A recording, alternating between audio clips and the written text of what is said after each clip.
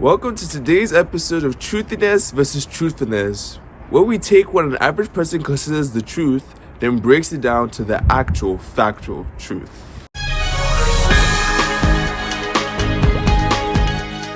Today's topic is about the Canadian healthcare system, specifically physicians. We have a Western student who's here to talk about their truthiness with us. Let's see that right now. Hi, my name is Ama, and I am a third-year health science student in Western Ontario. My truthiness is that there is a shortage of physicians in the healthcare system.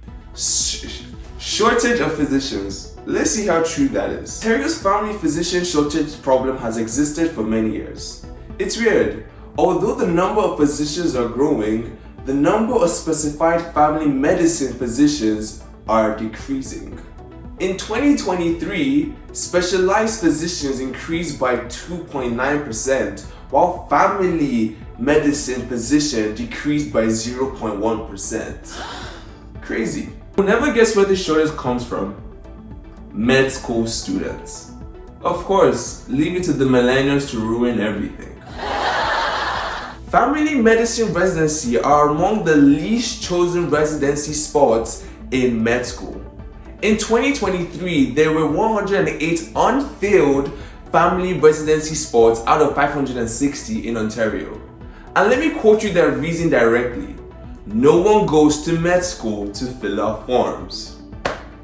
I'm sure when you hear this, you're like, filling forms is the reason our Canadian system is falling apart? Well, a little bit. But once I explain the situation, you're going to understand the med school students a little bit more. On average, family doctors spend 19 hours a week doing clerk tasks and administrative work. And that's depending on how many patients they see. Even family doctors themselves are complaining about how many forms they fill, saying many of them are unnecessary and is causing burnout. Yeah, even the physicians that have the job don't want to do the job. Family physician burnout and rising retirement are further exacerbating the shortage of family doctors in Canada. In a survey, 65% of family physicians said they plan on changing practice or retiring. Guess why? Because of the overwhelming administrative work. So combine the reducing family medicine resident students, the increasing family doctor retirement, and the increasing elderly population, and you have yourself a disaster wrap. But don't fret, because not all hope is lost yet. Provincial and territorial governments have been working to address the strain on Canada's healthcare system through new healthcare services funding agreements, digital health strategies like virtual care and telehealth, as well as working policy changes.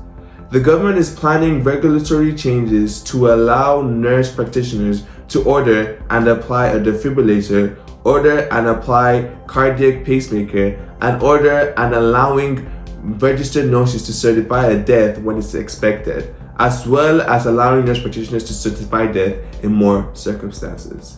So if we look back, was the truthiness really truthful? Partly. Physicians is reducing, but specifically the problem comes from family medicine physicians. Thank you and see you next episode.